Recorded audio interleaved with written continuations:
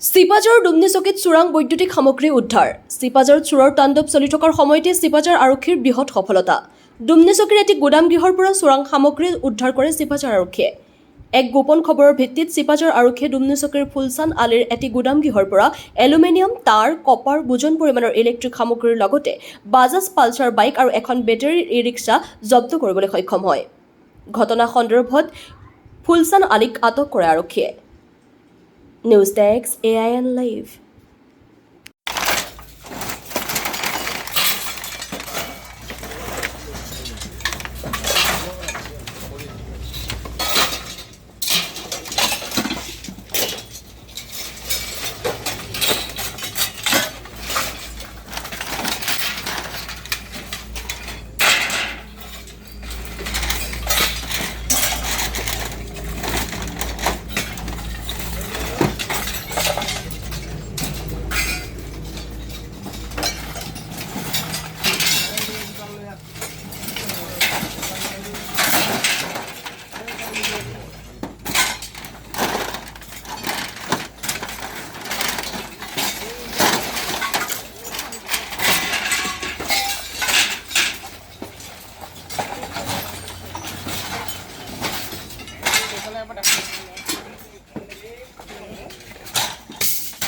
এইবিলাক উঠা বুজি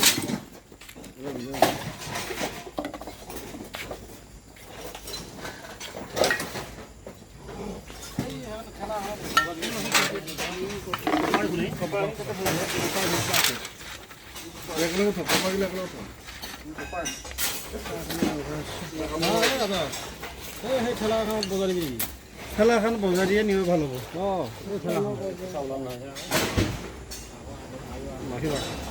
যিয়ে